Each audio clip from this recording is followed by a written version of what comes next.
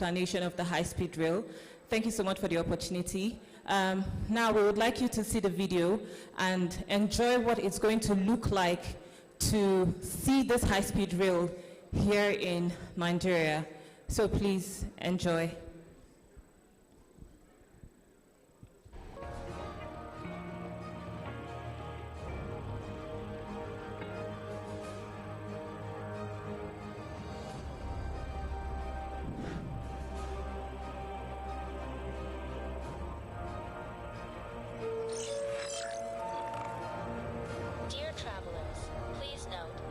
Train is about to arrive at Lagos Station.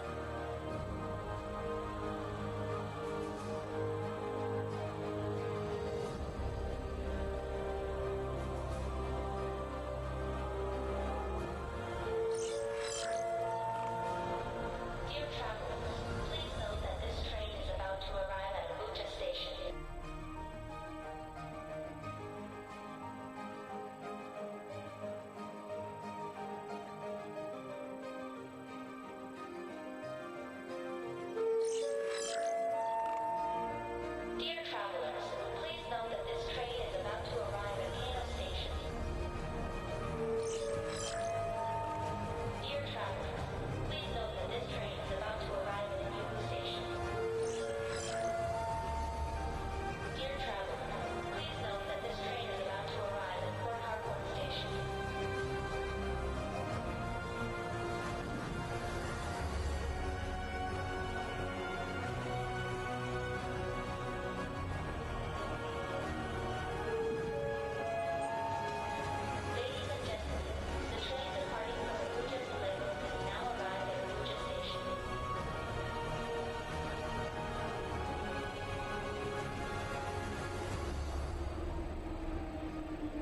The train station is located at De-Sadel city, which comprises of hotels, shopping malls, offices, spaces, and residences.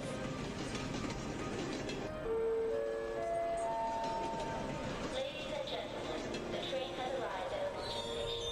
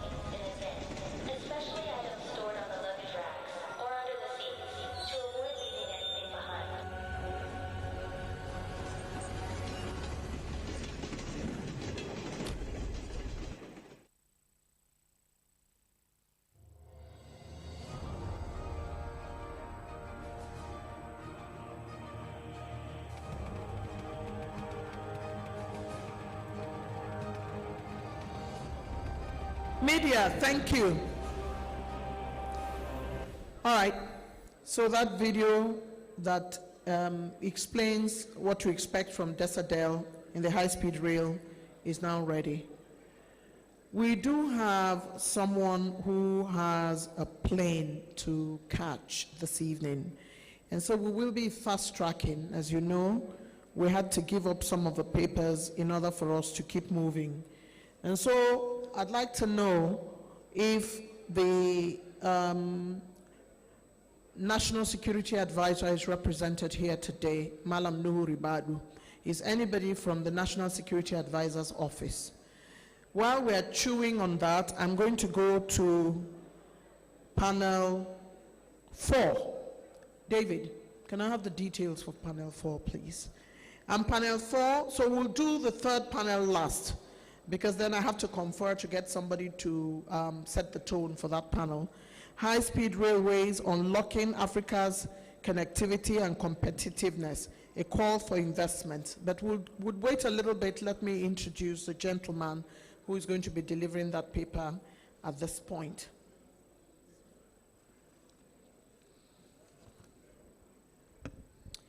I'd like to welcome and greet Mr. Lawrence Freeman, who is our speaker for this particular paper, a physical economist promoting economic development in Africa for 35 years, focusing on infrastructure.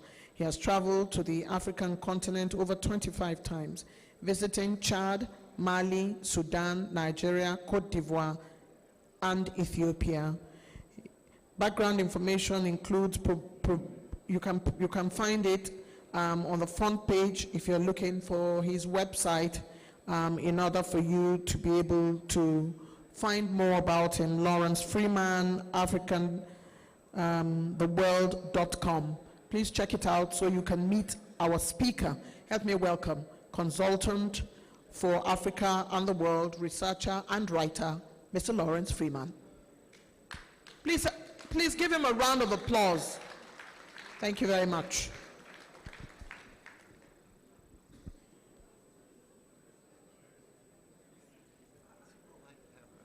Stationary mic, you don't have to hold it.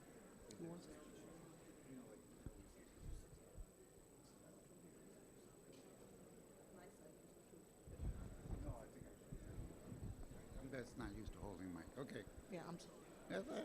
You gotta do what you gotta do. Anybody here?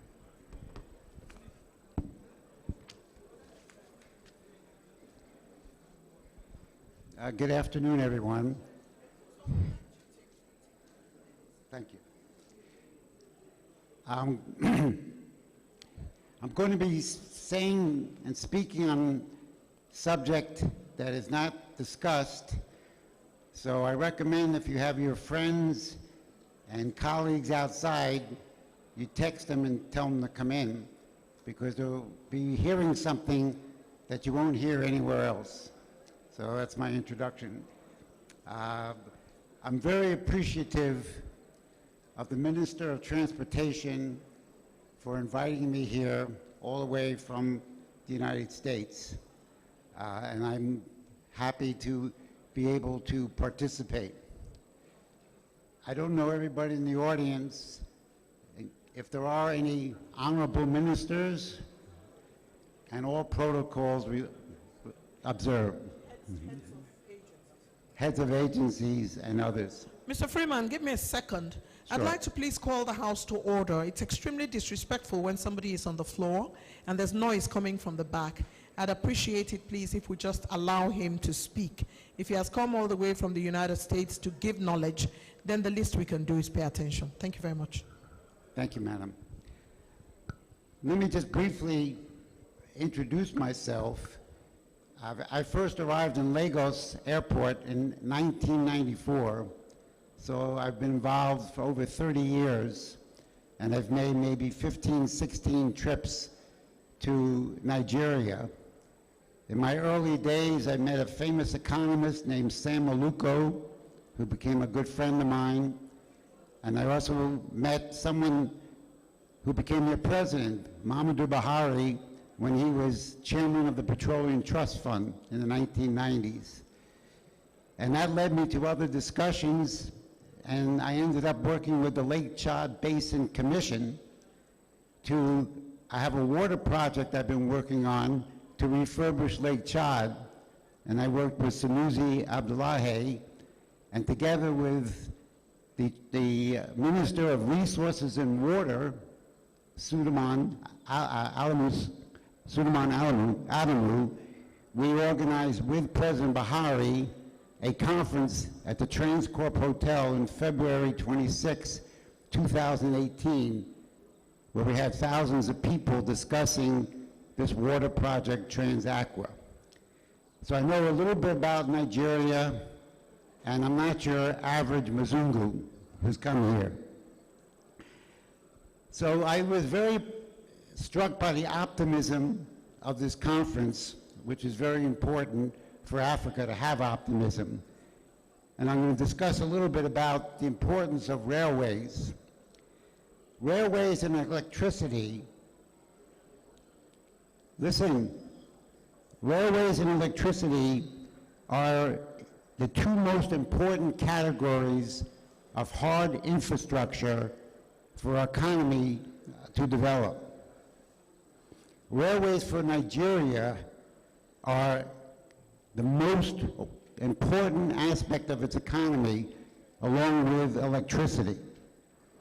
These two essential areas of hard infrastructure, railroads and electricity, are what makes a nation capable of expanding and surviving and growing into the future. This is also true for any economy, but especially it's true for Africa, which has been denied infrastructure since the days of colonialism. And we can see that every day, the minimal amount of infrastructure that exists in Africa. This is the primary problem. Africa desperately needs railroads and electricity. And if the African free trade, continental free trade area is going to succeed, we will need approximately at least 1,000 gigawatts of additional electricity, and we will need 100,000 more kilometers of railway. Presently, Africa has about 100,000. Now, what I'm going to discuss with you now is not normally understood. I call myself a physical economist because I look at the physical aspects of the economy.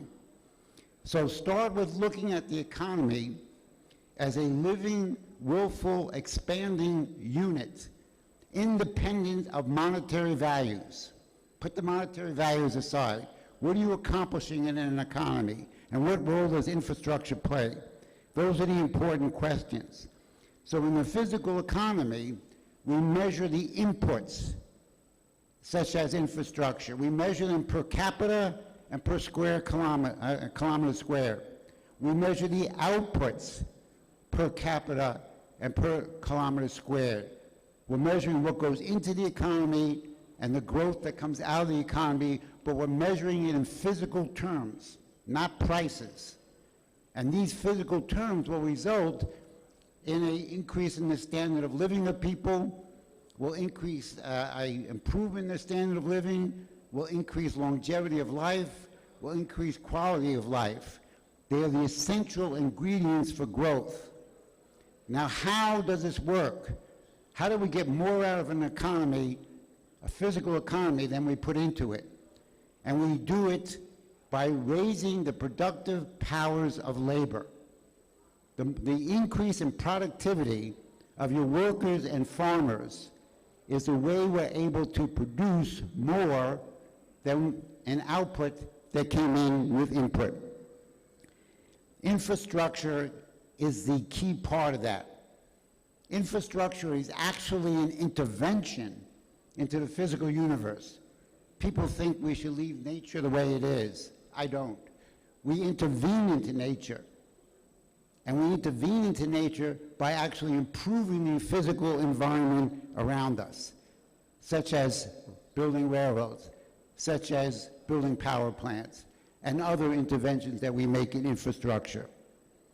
Now, the most important thing about infrastructure is not to look at how much money you make per enterprise that you've invested in. You should make money.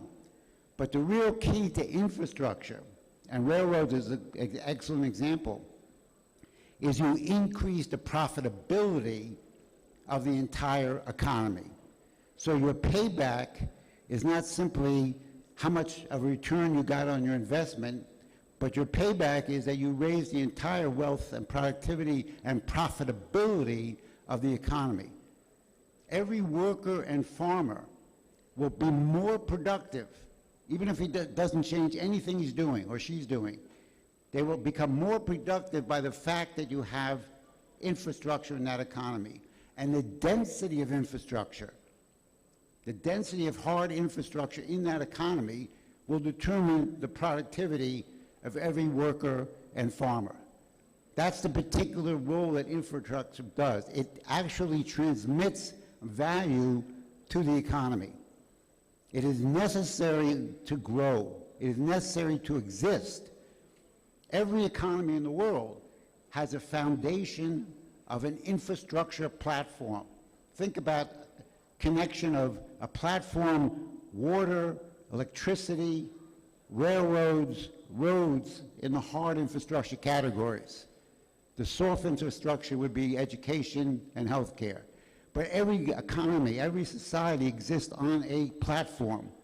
That platform determines how productive that economy is going to be and how fast that economy is going to grow. The key to continued growth is to continue to upgrade the technology of your economy. And one of the things that was discussed here yesterday is relevant to that. High-speed rail. High-speed rail is totally different than what we would consider normal rail traveling at 50 miles an hour. Now, I like trains, and I was glad when I was in Abuja in 2022, I was finally able to take a train ride from Abuja to visit a friend of mine in Kaduna. And that was a pleasure, because in the 1990s, we drove around on tar roads that couldn't even handle our cars properly. So Nigeria has to make progress in the expansion of its rail network. But if you look at the potential of growth into the future, high-speed rail brings an entirely new technology. And by the way, Nigeria will become the only country, probably outside of China, that has high-speed rail. I'm talking about 215 miles an hour, 340 kilometers per hour. The United States, we don't have it. The fastest trains go is 150 miles an hour, and there's hardly any track that can sustain that. Europe doesn't have anything beyond 150 miles an hour in the bullet train. So this kind of intervention into Nigeria, even though it hasn't started yet, but it's been discussed and can begin, is something that changes the conditions of life here, because you're bringing in a new technology.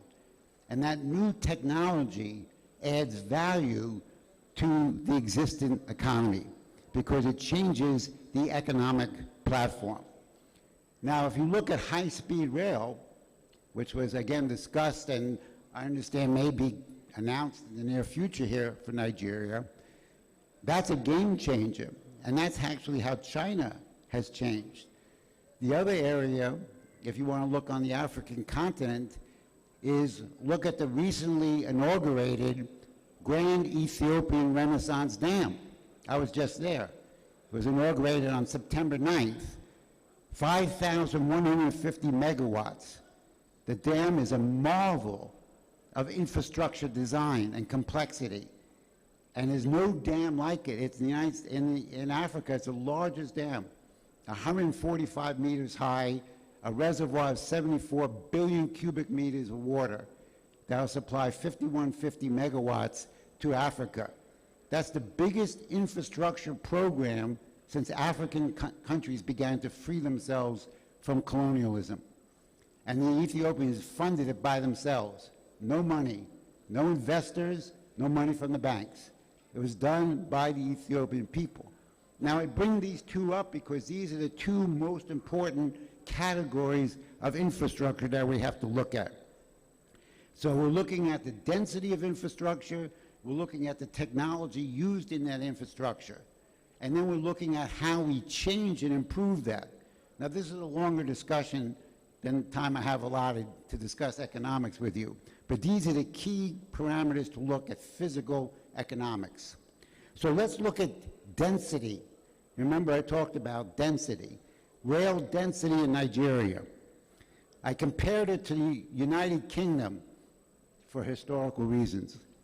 So Nigeria has approximately 3,798 kilometers over an area of 932,768 kilometers square land of your country. If you look at your rail density, it's 4.1 kilometers per 1,000 kilometers squared. So that's not very much. If you look at the United Kingdom, which I don't even consider that advanced a country, they have a density of 67 kilometers per 1,000 kilometer square area. So that's 4 to 67, so that's approximately 15 times more density of rail per square area that the United Kingdom has over Nigeria. Now, the African Union estimates that for all of Africa, there is 2.5 kilometers of rail per 1,000 kilometers of area. So that's very low. The world average is 23. So Nigeria has 4.1, the world average is 23. And of course, once you go to the advanced sector, you're dealing with much higher levels, even Japan, South Korea, United States, and countries in Europe. So that gives you an idea, some idea of rail density per square kilometer. Now let's look at rail density per capita. Rail density per capita is you take 237 million people and you divide them by your, the 237 million people, and you divide it by the 3,789 kilometers. So the result is you have 0.016 kilometers of rail per person in Nigeria. That's very low. In the United Kingdom, it's 0.24. Again, about 15 times or more, 40 times higher. Now look at electricity density. Nigeria has about 142 kilowatt hours per capita. If you divide that by 8,700 hours in a year, Nigeria has available per capita 25 or less watts, not kilowatts, per person per year. So that is very low. If you look at the United Kingdom, they have much larger amount of electricity available. And then if you look at the United States has 1,455 watts available. 25 watts to 1,455 watts per capita electricity. If you look at electricity density per area, now the figure used is that Nigeria has 14,000 megawatts of capacity. I don't think that's being distributed, but that's what's listed as capacity. I think distribution of that is less than half. But again, if you divide that electricity by land area, Nigerians have 0.015 megawatts per kilometer squared. That's, the United Kingdom has 44 times that amount. So I give you these figures. I know it's technical, and I could get far more technical than this, but you have to look at this again from a standpoint of physical economy. This is what you're measuring. You're measuring your infrastructure per square kilometer and per capita. And that is the baseline of growth for the future of any economy. So let's look at this one aspect of reality, and then I'll end with a note of optimism. Poverty in the world, that is $2.15 or less per person, is 692 million people. Now, that used to be 1.5 billion, but China eliminated 700 million people out of poverty and lifted them up. So 692 million worldwide. Sub-Saharan Africa, below the desert, is 464 million people living on less than $2.15. So that's 67% of entire poverty exists in Sub-Saharan Africa. Nigeria is listed as 129 million. And again, these are figures I got from the internet, but that's half your population. And that represents about almost 1/5 of the world's poverty. So that's reality. But the good news is we know how to eliminate poverty. We've done it. China did it. More than any other Western or capitalist country in the history of this planet, China lifted 700 million people out of poverty. 40 years ago in China, people were riding bicycles. Now the streets are clogged with electric vehicles. I was just there last year. How did they do that? They did it through a focus on infrastructure and manufacturing sector. Those are the two key, along with agriculture. But if you improve your infrastructure and you improve your manufacturing, you can eliminate poverty. How do we know that? Because China did it. So it's not, as we say, rocket scientry. It's not discovering the cure for cancer. Human beings, just like us, did it. Therefore, we can eliminate 500 million people out of poverty in sub-Saharan Africa, and we can eliminate people out of poverty in the United States. Now, the two things, one thing you need to do to be able to accomplish this is you have to have in your mind a scientific vision of the future. Where do we want to be 20 years from now? Where do we want to be in infrastructure? Where do we want to be in the material standard of living a life? Where do we want to be in the elimination of poverty? And you take that concept in your mind, and that governs your actions in the present. Now, I'll end by telling you the secret of all economics, which no one else will tell you in school or anywhere else. I learned this myself, and it's the truth. All value for human beings, economic value, comes from the human mind. The human mind's creative potential cannot be reproduced by any machine, AI or otherwise, any computer, any animal. The human mind can hypothesize. The human mind can discover new physical principles in the universe that the Creator knows, but we humans are only learning. Every one of those discoveries leads to a new technology. Every new technology represents scientific progress that can be used to transform an economy. Oil, which is plentiful, and natural gas, which is plentiful in Nigeria, it's existed for billions, at least millions of years, probably billions, but we only began to use it 2 centuries ago. How do we do that? By human discovery. Every resource in the ground has been there, but it took a discovery to turn it into value. So the most important ingredient of an economy is the human mind, which is embodied in the human being.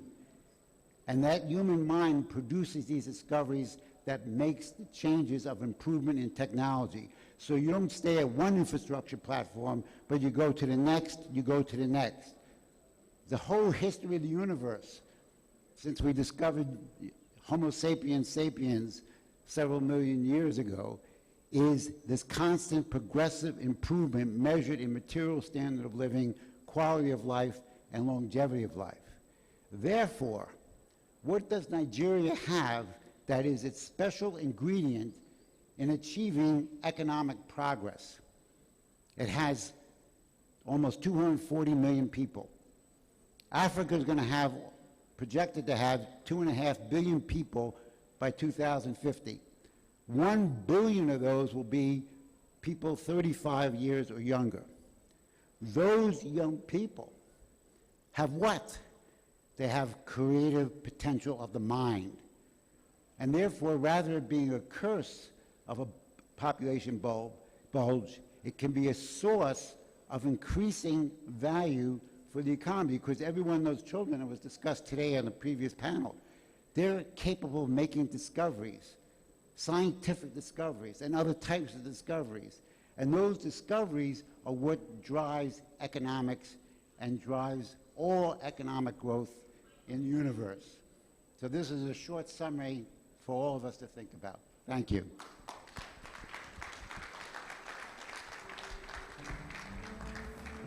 You've done very well. You managed the microphone all right. Thank you. Mr. Freeman is a physical economist, researcher, economist, writer, and he has done a yeoman's job of his subject matter. For a matter that is very dear to his heart, you can hear the gavel of his voice. That gavel of his voice tells you that he's passionate about what he does, and he's passionate about how Africa can conquer those tracks, high-speed rail, interconnectivity, trade, and removing the populace that are holding down the numbers now from poverty. Let's give another round of applause to Mr. Lawrence Freeman. Distinguished invited guests, we have on day 2 received quite a quantum number of people who, some were here yesterday and some have joined us today. Dr. Chimezie Ukegbu is Commissioner for Transport, Abia State.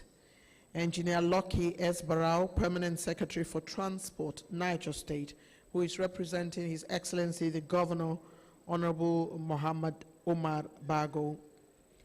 We also have with us the representative of Chad Republic, and we have joining us today as well quite a number of other personalities. AIG Hakim Odumosu, retired, Director, Security Services, CBN Headquarters.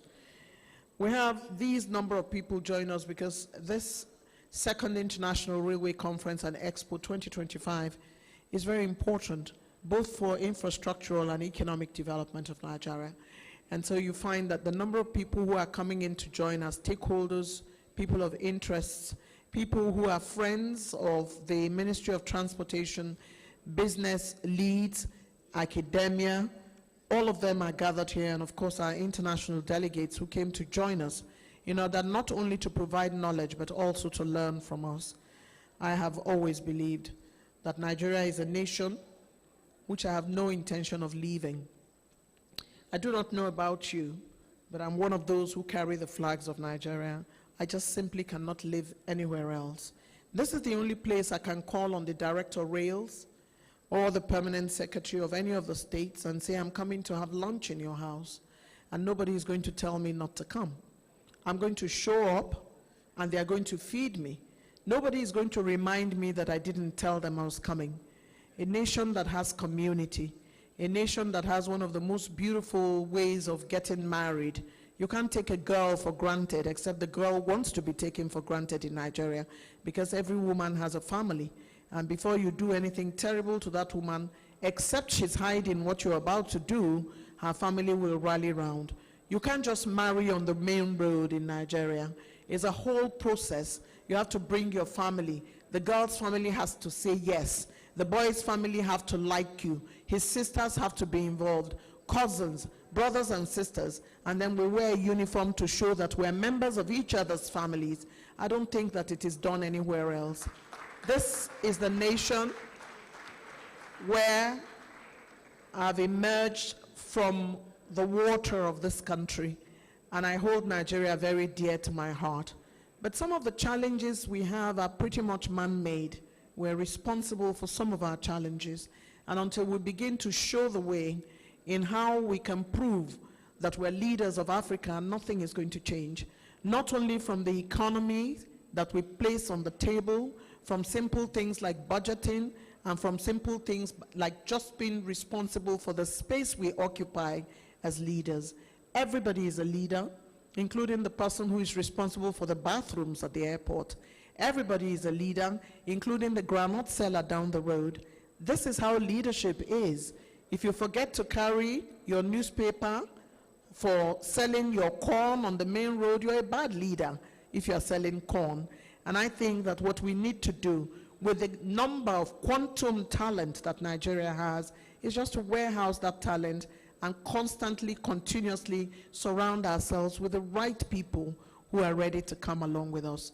Too much, too many people coming into Nigeria. I watch us leave, but I watch international persons come here in our minds. People who come from other countries selling shawarma, people who come from other countries running hotels, and yet some of the most brilliant people in the world reside here. They reside in this country. Our job is to take our nation by ourselves, by the bootstraps, and keep running until Nigeria ends up where we want it to be. And I think that is the mantra for this Second International Railway Conference.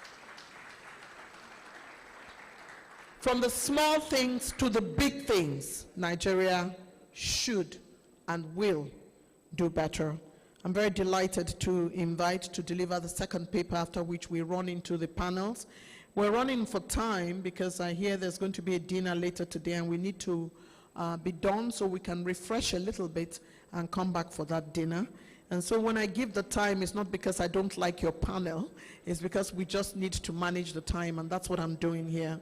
So today I'm going to invite, to represent my brother, the National Security Advisor, Malam Nuhu Ribadu, AVM EE Effium, Director of Critical National Asset and Infrastructure, and he will be speaking about railway safety, security, challenges and solutions from the Office of the National Security Advisor. I'd like to appeal that we keep the paper from the NSA's office 15 minutes and just give us the essence of it so we can get it. I want to thank you so very much, AVM Effium. We appreciate your presence. Please welcome him with a round of applause. Thank you very much.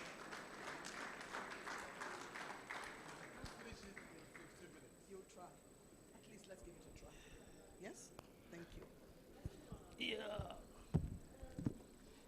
Good afternoon. I am Air Vice Marshal E. Effium, the Director of Critical National Assets and Infrastructure Protection at the Office of the National Security Advisor. Let me start on already established protocol. I now would speak to you this afternoon on security challenges and prospects in the Nigerian railway transportation.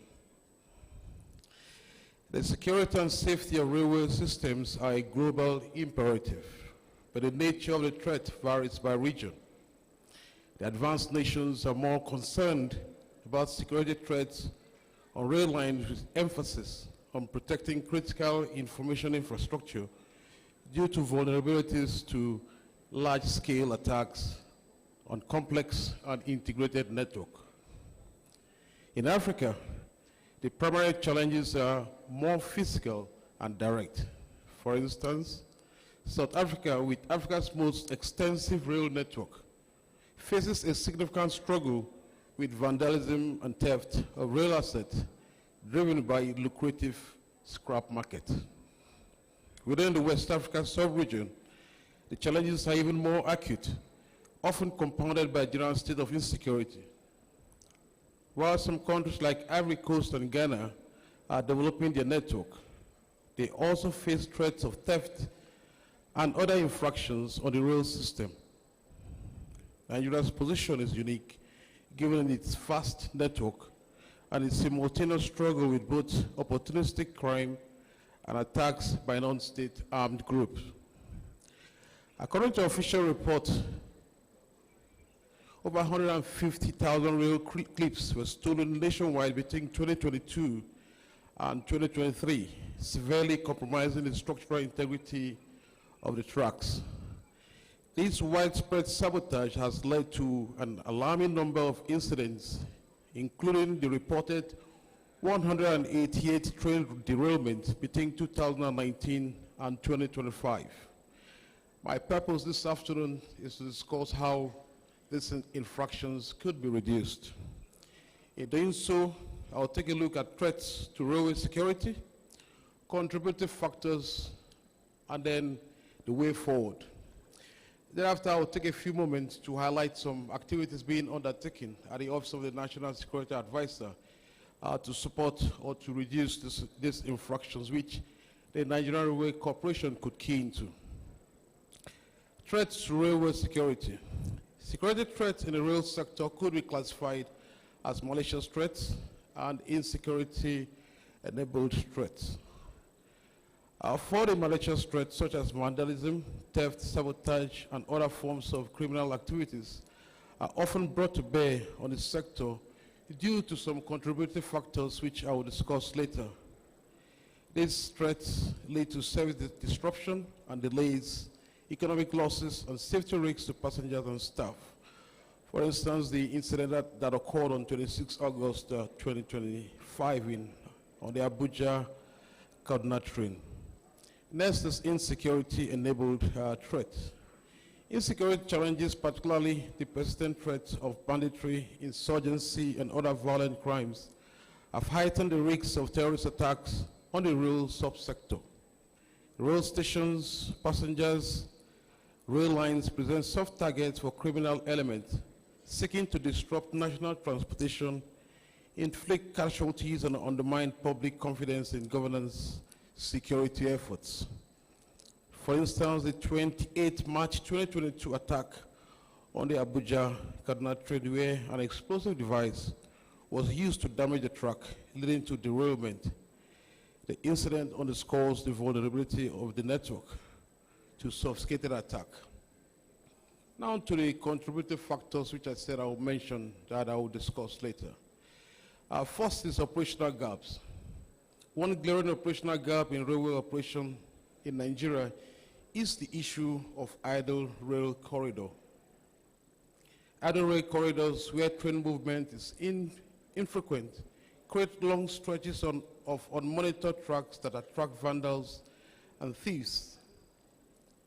With limited operational activities, rails, sleepers, and fasteners are left exposed, giving criminals ample time to remove or damage components without immediate detection. Accordingly, security options would have to be considered to close the gaps where the lines are idle. Next is lack of security or protection plan during construction or rehabilitation of these rail tracks. During the construction or reactivation of rail tracks, security for the track itself and the route are often not built into the project plan.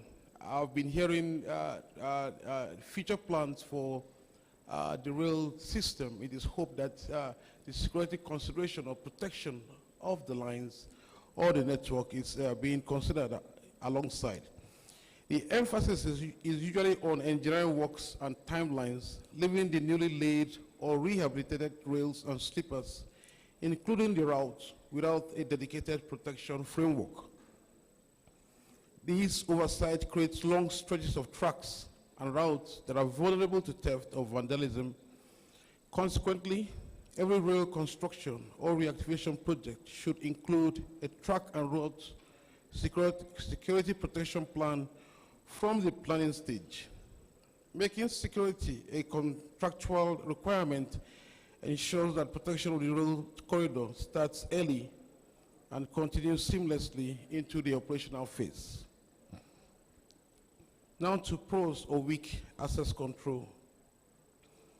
Pros or weak access control at train stations and along rail tracks create opportunities for unauthorized access, theft, vandalism, and even sabotage.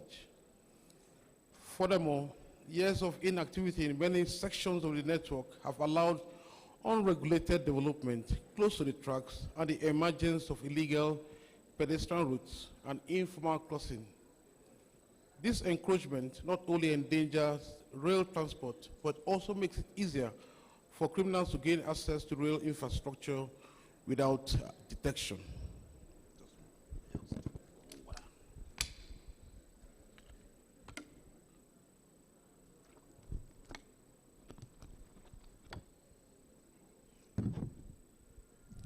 Now to legal challenges. Legal challenges including prolonged prosecution processes and weak punitive measures significantly hinder efforts to curb the vandalization and theft of rail infrastructure in Nigeria. Delayed court proceedings allow suspects to explore procedural loopholes and sometimes regain freedom to continue criminal activities, while light or non-deterrent punishment fail to discourage offenders and their collaborators. The other contributing factor is weak regulation or monitoring of the scrap market industry, which is a source of incentive to the scrap dealers, to those that are involved in vandalization and theft of these rail assets. Now to the way forward. The protection of the rail sector requires a coordinated, multi-stakeholder and multifaceted approach involving the federal, the state government, the security agencies, Nigeria Railway Corporation, host community, and the judiciary. First is the adoption of a multi-stakeholder approach in railway protection. A multi-stakeholder approach in the context of railway protection implies a framework that brings stakeholders together to collectively address the protection and resilience of the sector. The framework involves the integration of the operators and their security architecture, communities where the rail tracks are routed, and existence of a security response capability. That is the current concept, and the Nigerian Railway Corporation will need to establish and maintain close collaboration with the recently established state-level critical national infrastructure protection structure. Now to elimination of patronage of vandalized rail assets. The thriving market for stolen or vandalized rail assets, particularly in scrap metal, provides a ready outlet and financial incentive for criminals to target critical rail infrastructure. As long as there is patronage for vandalized materials such as rail sleepers, tracks, and metal components, perpetrators will continue to exploit the opportunity for profit. Eliminating or strictly regulating this market is therefore key to reducing vandalism and theft of these critical assets. This can be achieved through the regulation and close monitoring of the scrap market industry, including mandatory licensing of dealers, stringent documentation of sources of scrap, intelligence-led surveillance of scrap markets, and routine inspections by law enforcement agencies. By choking the illicit demand and ensuring transparent operation in the scrap industry, the financial incentive for rail vandalism will diminish, thereby strengthening the protection of the national rail infrastructure. Now to review of legal proceedings. Given the strategic importance of the critical national infrastructure, of which rail network is a fundamental component, and considering the impact of theft and vandalism on this infrastructure, there is a need for an expedited judicial process in cases involving vandalism, sabotage, or damage to rail assets. Therefore, expedited prosecution of offenders by the judiciary or establishment of special fast-track courts would reinforce the perception that the protection of critical rail assets is a matter of national importance. Additionally, the review of existing laws to impose stiffer penalties, such as longer jail terms and heavier fines, would send strong signals to acts of sabotage, vandalism, or theft against critical rail infrastructure will be met with firm and proportionate consequences. This also is one of the lines of action which the Office of the National Security Advisor is pursuing. And many nations have reviewed the legal punishment associated with critical national infrastructure due to issues like this. Now we look at adoption of multi-layered security strategy. The stretches of rail infrastructure often traverse remote or poorly secured areas, making surveillance and rapid response difficult, and thus increasing rail transportation vulnerability. Consequently, and particularly along potential routes of attack, a multi-layered security strategy is essential, including the deployment of armed security personnel and rapid response teams along critical routes. That will be in addition to application of technology such as CCTV and drone patrols, intelligence-driven activities to prevent attacks, community engagement to enhance early warning mechanism, and strict enforcement of passenger screening and cargo inspection protocol.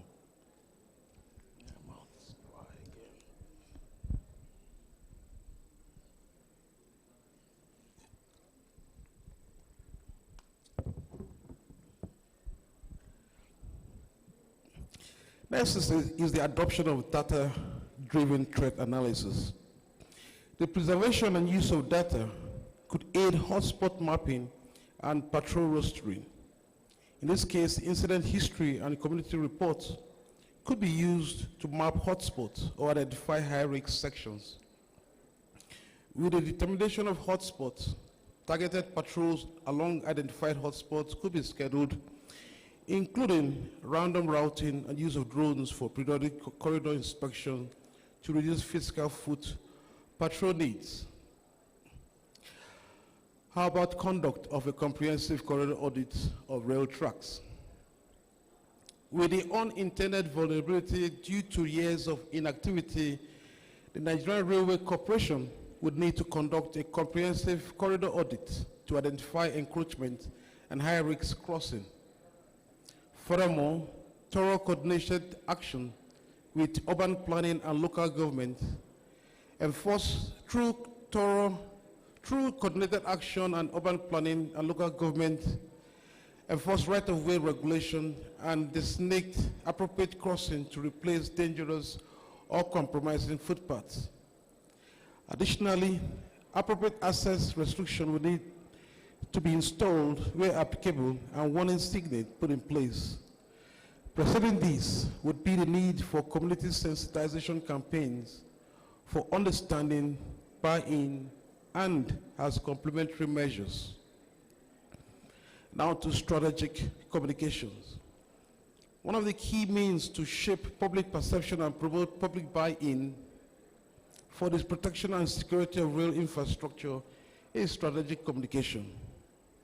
Through carefully planned messaging, public awareness campaigns, and community engagement initiatives, citizens can be sensitized on the critical importance of safeguarding rail assets and encouraged to promptly report suspicious activities. To ensure consistency and effectiveness, the Office of the National Security Advisor could provide the strategic guidance to the Nigerian Railway Corporation in development and implementation of a comprehensive strategic communication framework. This guidance would help the Nigerian Railway Corporation outreach efforts with national security priorities, enhance public trust, and foster collaborative environment where communities become active stakeholders in protection of rail infrastructure.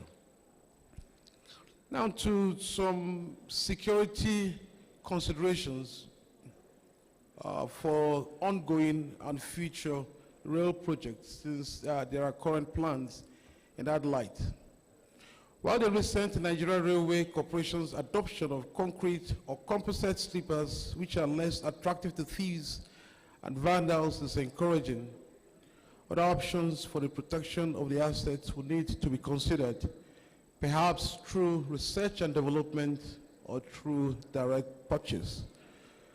For instance, the use of tamper-resistant fastener, solar-powered lightings when applicable, because most of these networks are often dark at night, and that creates the enablement for many of these infractions within the sector. An intrusion detection and monitoring system where if there's an alert, a response could be dispatched to the location to ascertain the state of the track. That creates, or that prevent cases where the rail lines become dangerous or unsafe for rail movement. Other options include laser etching or similar permanent marking technology, which involves using high precision laser to engrave permanent tamper resistance identifiers on rails and sleepers, which could mitigate theft and vandalism due to its traceability. Also, supervisory control and data acquisition systems are affordable and feasible and widely implemented along rail lines globally. In the context of Nigeria's infrastructure, which is faced with challenges such as theft and vandalism, with risks to lives, SCADA could enhance security and safety. For example, railways in countries like India and South Africa have successfully integrated SCADA for real-time monitoring of rail signals, which helps in the immediate detection of disruptions and potential sabotage. The implementation of such technology would represent a signal leap forward for the Nigerian Railway Corporation. Now to the Office of National Security Advisors Initiative for Railway Security.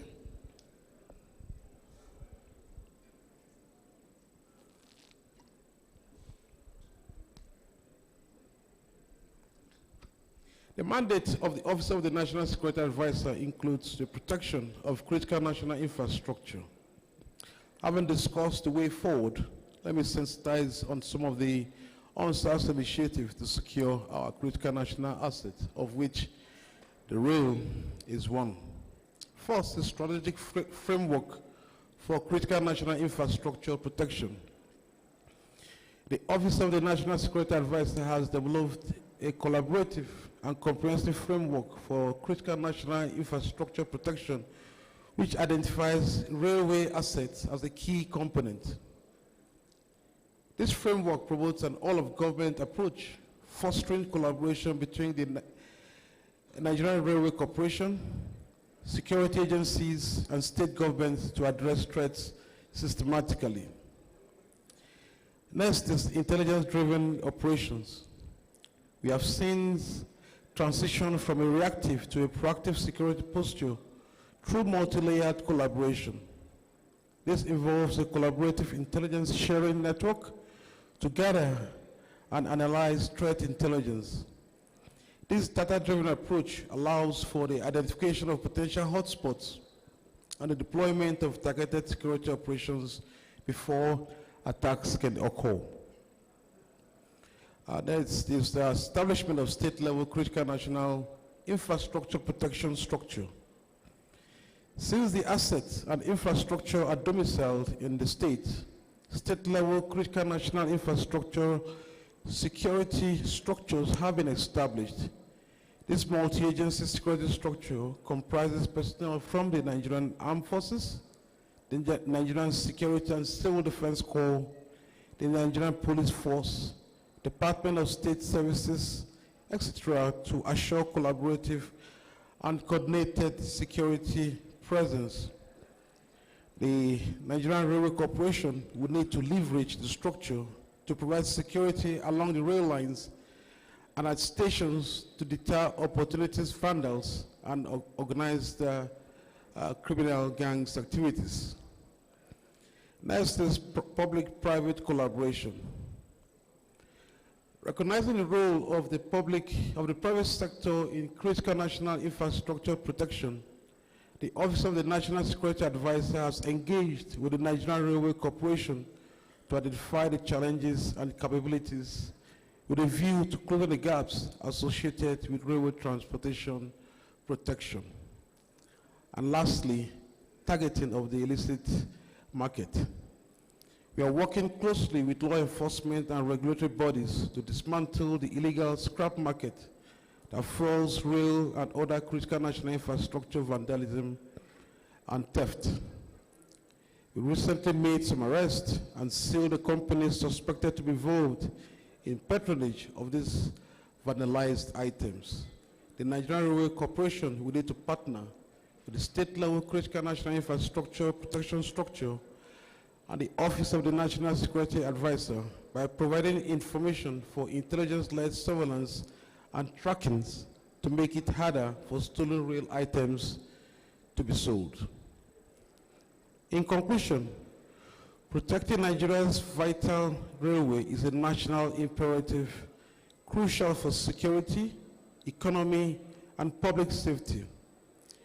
The threats are real and they demand a unified multi-stakeholder response complemented with security. With technology-backed security. More importantly, security considerations would directly impact private financing partnership within the sector. Based on that, the following are recommended. Firstly, the Nigerian Railway Corporation should establish and maintain close collaboration with the recently established state-level critical national infrastructure protection structure. The security personnel deployed at the Nigerian Railway Corporation assets should be rotated at least every quarter. In this case, they will need to develop a mandatory rotation schedule and a system of performance audit of the attached security personnel. The Nigerian Railway Corporation should establish whistleblower and intelligence channel to detect and report suspicious activities within its assets. This could be done by creating an anonymous reporting hotlines and a digital platform ensuring protection for whistleblowers. Also, the Nigerian Railway Corporation should partner with the Office of the National Security Advisor to ascertain and eliminate illicit markets involved in the sale of vandalized rail assets. It must be noted that illicit scrap market was what grounded the South Africa rail line at some point. The Ministry of Transportation should, in collaboration with other ministries, push for an expedited judicial processes in cases involving vandalism, sabotage, or damage to critical national infrastructure, and review of existing laws to impose stiffer penalties on offenders. This is currently ongoing, but if support comes from every angle, then it will be taken more seriously. Next, the Ministry of Transportation should liaise with other MDAs to advocate for the establishment of specialized courts for critical national infrastructure cases and lobby for the legislative review of miscellaneous offenses to increase penalties and remove loopholes. The Nigerian Railway Corporation should, in liaison with various state critical national infrastructure architecture, conduct threat and risk vulnerability assessment of critical rail infrastructure and adopt a multi-layered security concept where applicable. Here you need to prioritize and conduct a comprehensive risk assessment of the entire network, starting from the most vulnerable in terms of Abuja-Kaduna line and the Eastern line. The Nigerian Railway Corporation should incorporate the utilization of data-driven analysis in its asset protection activities, thus implement a centralized database for all security incidents to enable real-time threat mapping and predictive analysis. The Nigerian Railway Corporation should incorporate more technologies such as laser etching and SCADA, etc., in its asset protection strategy. You have an ongoing plan. You need to incorporate this technology-driven protection concept in the ongoing plan. And the Nigerian Railway Corporation should ensure that every rail construction or reactivation project include a track and route security protection plan from the planning stage before the award of contract. This is a major gap that needs to be closed, and it has to be made mandatory in your establishment. The Nigerian Railway Corporation should conduct a comprehensive audit of the national rail system for security corrective measures and the deployment of adequate access control systems, perimeters, and internal at the train stations. On this, we can form a committee and partner with security architecture to get this done. And lastly, the Nigerian Railway Corporation should carry out strategic communication and community engagement in partnership with the state-level critical national infrastructure protection, particularly in high-threat locations, for culture change by the public or communities towards rail assets. This brings me to the end of my presentation. I thank you for your rapt attention. And my references are shown on the screen.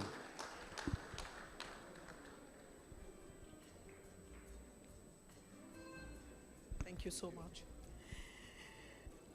There's no doubt in my mind that Malam Nuhu Ribadu, the National Security Advisor, took the assignment of delivering this paper, like he does with other things on his plate, seriously.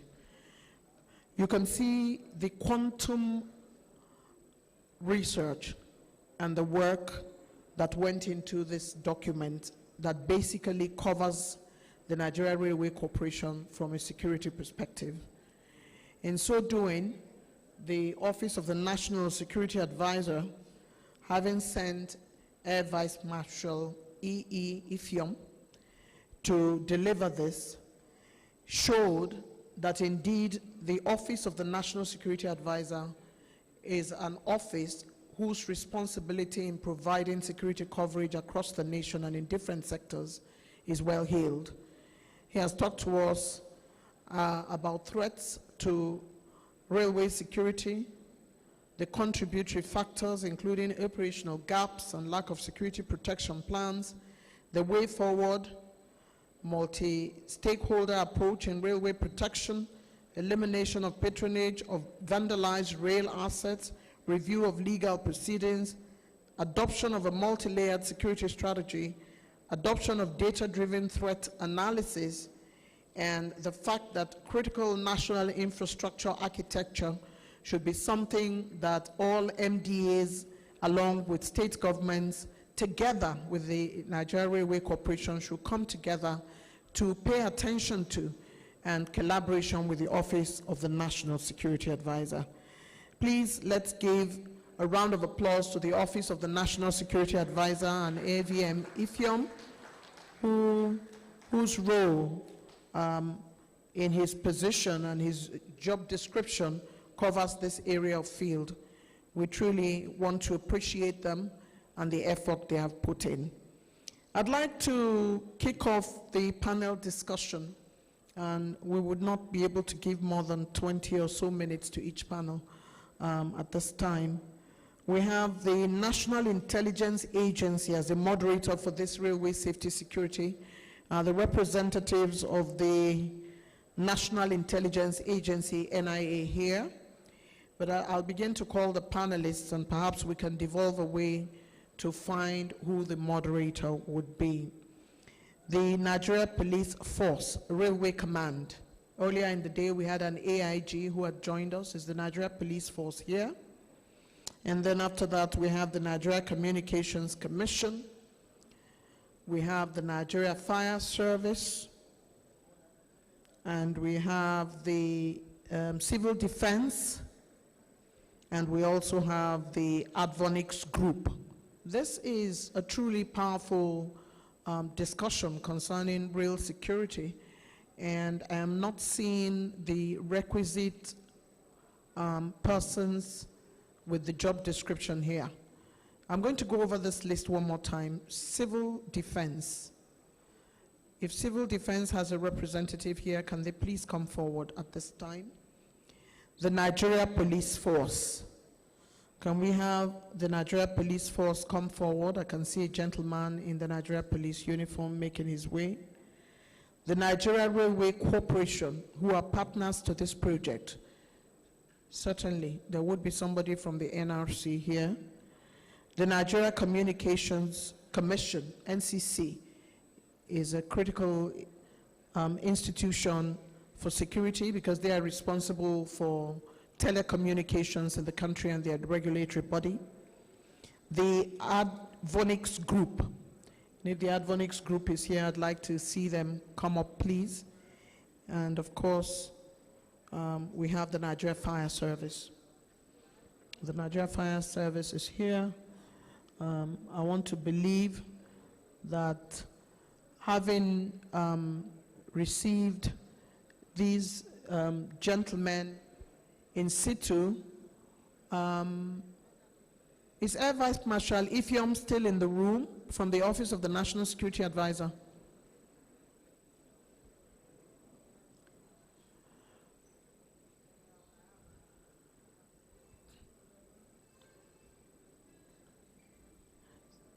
Thank you very much. The National Intelligence Agency was meant to be the moderator. Do we have the gentleman from the NCC? Is NCC on this panel? Please be seated. Is NCC on this panel? Let me see who is not here. Nigeria Police Force is here. Nigeria Railway Corporation is here. Advonics Group is here. We have Civil Defense is here. Fire Service is here. I'm going to take it upon myself at this point to moderate this panel, especially because as a moderator of note, it's just the subject area that would usually be you need somebody from the subject area. But as a moderator of over 40 years, I want to believe that this is possible. David, can you give me a chair, please? Let me moderate this session for 20 minutes, and then we'll take it up from there and go to the next panel so we can make our progress real quick. Thank you very much. Good afternoon. Good evening again, everyone. I believe that the subject matter for which we're going to be having this conversation is very critical to securing rail tracks, rail coaches, and managing security, especially where it concerns the critical national infrastructure that sometimes is responsible for derailment of trains. And the topic, Railway Safety Security, Challenges and Solutions, was presented from the Office of the National Security Advisor by AVM Ifyom. And so what I'm going to do is I'm going to, for about a year and a half, I traveled using the Abuja-Kaduna rail on my way to Kano, where I'm taking a higher degree. And I understand what it means to talk about security, to worry about if you're going to be safe, if you took a late train, and all of those. All of this conversation really surrounds how is the train secure? How are the tracks and the critical infrastructure around rails secure? How are your passengers secure? How do you ensure trust? And how do you provide, going forward, the things that would make Nigerians come on board on the rail tracks and ensure that they are in trains in comfort without any fear? All over the world, there are overnight trains. People take trains and they arrive in the morning where they're going. And that, again, is a measure of security, a measure of trust. You cannot build economy around fear. And if you want to ensure that the economies concerning rail and investment is assured, it's all about security and trust. So I'm going to begin this conversation by speaking to the various organizations. I am inviting you first to introduce yourself, and for each panelist to take 2.5 minutes to give their perspectives on the threats and challenges for the security networks. I'll come to AVM Ifyom last because he just finished speaking. So we'll start with the Nigeria Police Force, and I would ask you to activate your microphone beside you. Okay.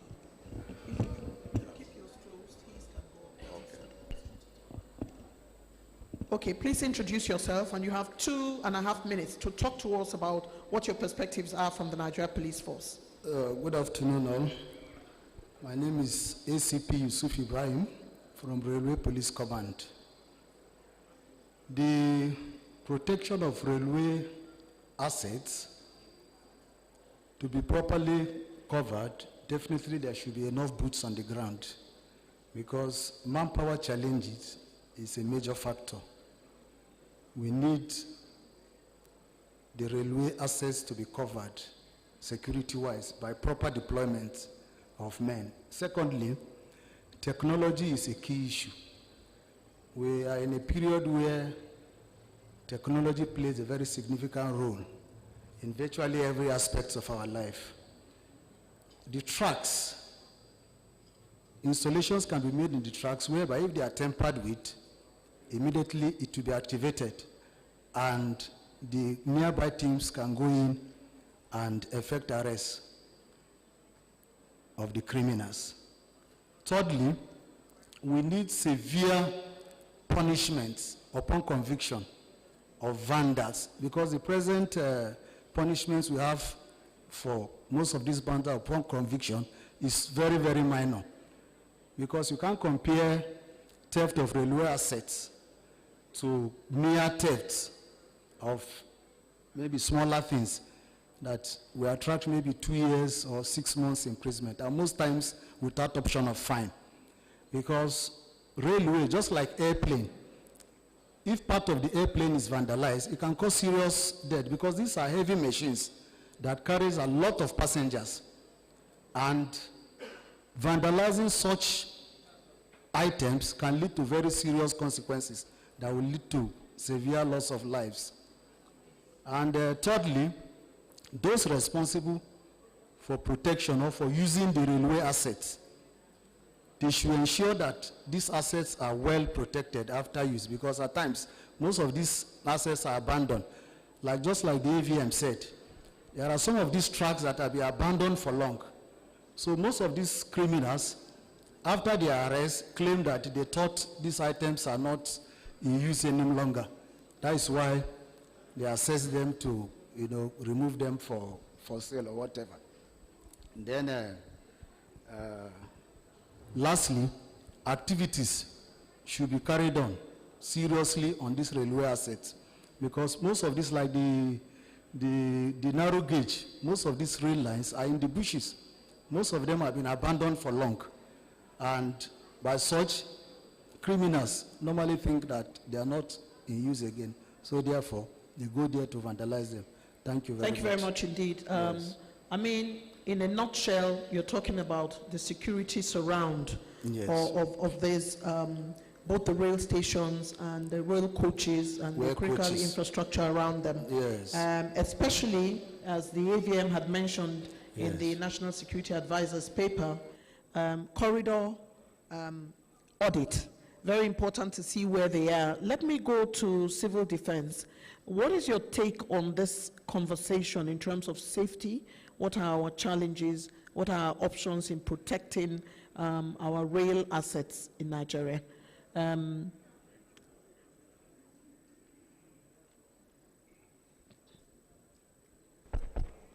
Thank you, the moderator.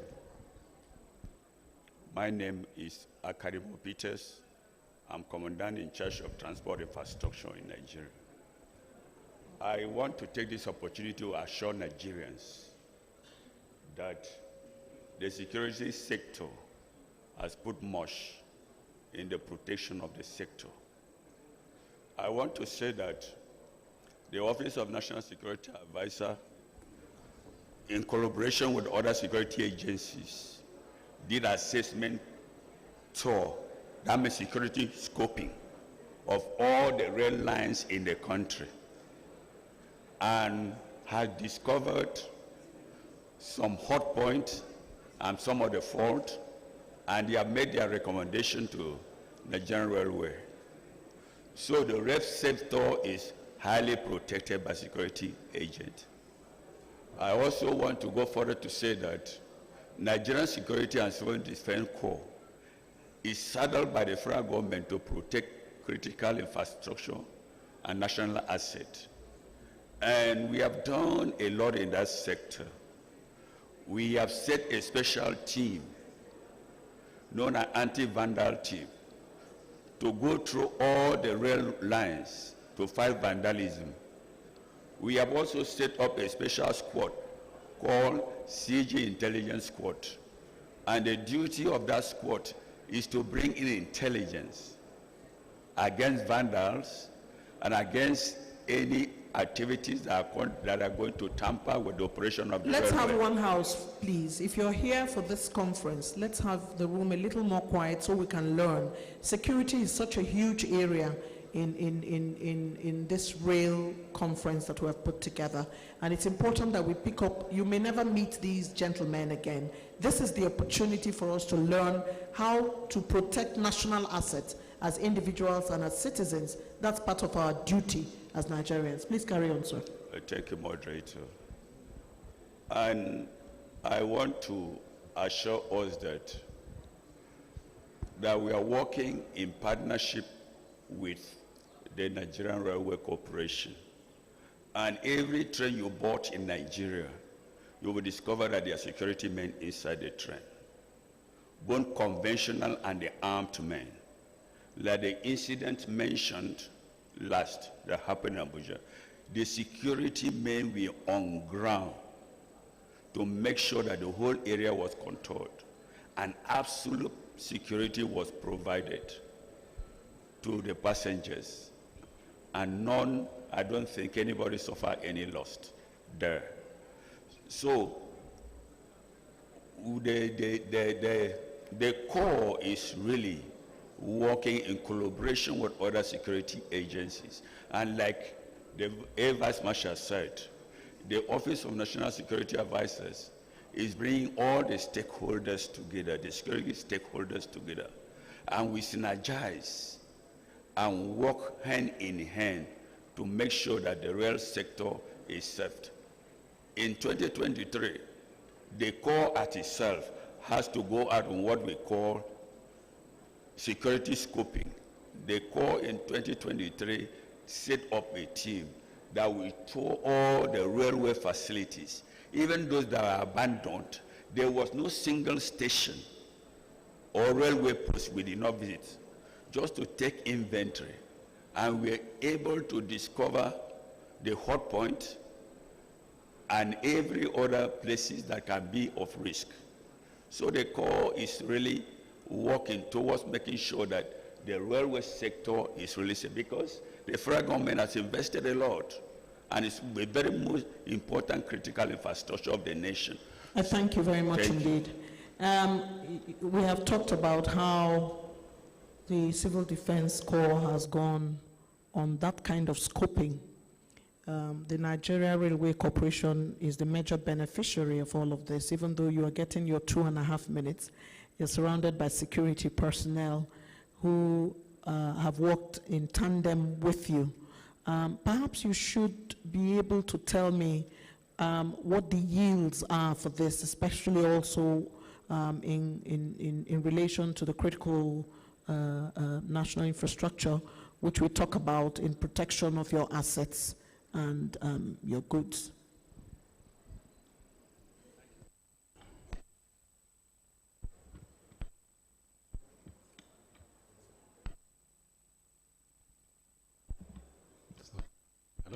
Hello?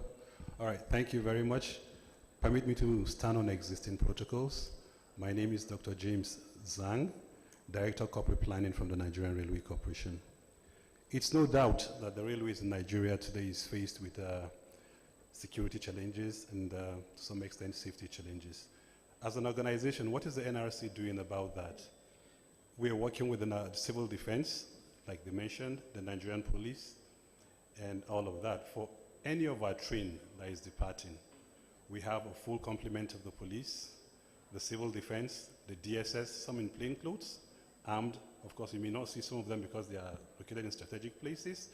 That is to take care of the safety and security of our passengers. Now, before going to those personnel, you can see, what do we do on our tracks? Before we can move the train from point A to point B, we have to be sure that the tracks are safe and secure. And how do we do that? We have what we call the lentmen, who patrol these tracks on a daily basis from both ends of the track. And when they patrol, they tell us the condition of the tracks, that it's fit enough for us to move passengers. So until that is done and confirmed, we don't move the train. So that's one aspect of confirming the safety of the tracks before we move them. Now, if you look at some of the challenges we talked about in case of security concerns, the vandalization that has been mentioned here, it's a fact that our tracks are being vandalized. But on a daily basis, when we notice that, we replace them. The question we now ask is, at what cost are we doing this? Do we have the resources to continue to do this? That's a $1 million question. Railway as an organization does all it can to make sure each time we identify such vandalization, we address them. Let me also use this opportunity to correct an erroneous assumption. The incident that happened on the 26th, I heard people saying it's vandalization. So far, the investigation or inquiry carried out has shown no trace, and I repeat, no trace to vandalism, none at all, but human error. Now, having said that, as an organization, we have reached out again to sister agencies that are responsible for safety and security. Railway as an organization is basically responsible for moving passengers from point A to point B, though in a safe and secure manner. And when we're able to achieve that, we build passenger confidence and we have enhanced patronage. We have the Railway Police Command, we have the Railway Civil Defense Command. These are security agencies of government. The civil defense is responsible for the infrastructure protection, while the police is responsible for overall security. The question we ask ourselves as agencies of government, are they strengthened enough? Are they adequately funded to serve those responsibilities that is given to them by government as per Railway Police Command and then the Railway Civil Defense Command? These are the questions we ask ourselves. Yes, the NSC talked about the number of vandalizations we've had, the clips. That has, that yes happens. The question we now ask is, today, because of the partnership we have, by the awareness we've created, advocacies we've done, we have today local vigilantes, we have the hunters who help us to secure all these corridors. We've secured arrests. But unfortunately, when these people are arrested, they are just given a pat on the back and allowed to go. Tomorrow they go back. You hear people talking today about iron money. Do you know what iron money is? Our rail tracks, our fasteners that they steal, they use the money and buy motorbikes and cars, and then are proud to say, this is iron money, and we're in Nigeria.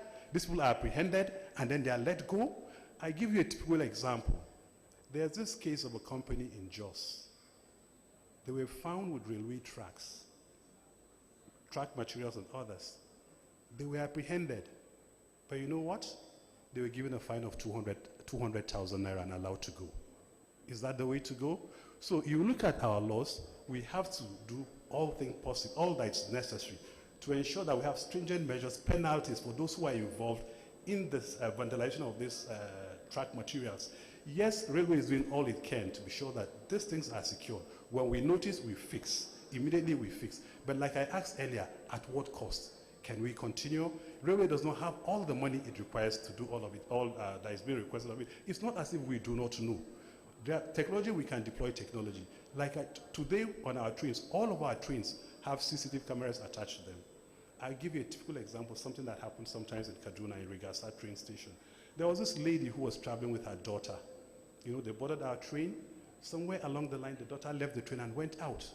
And wow, the woman said, no, NRC, you must bring my daughter. This must be connivance with your staff.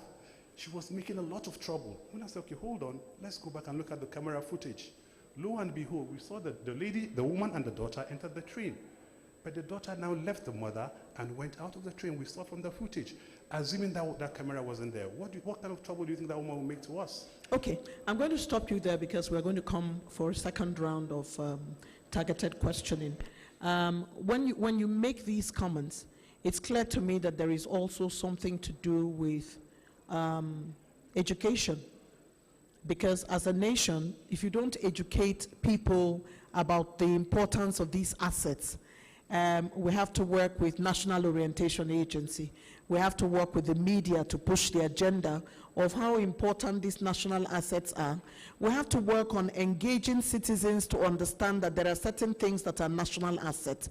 And I think it's from that point of view that I'll ask the Advonics group to enter this conversation. Please take your 2.5 minutes now.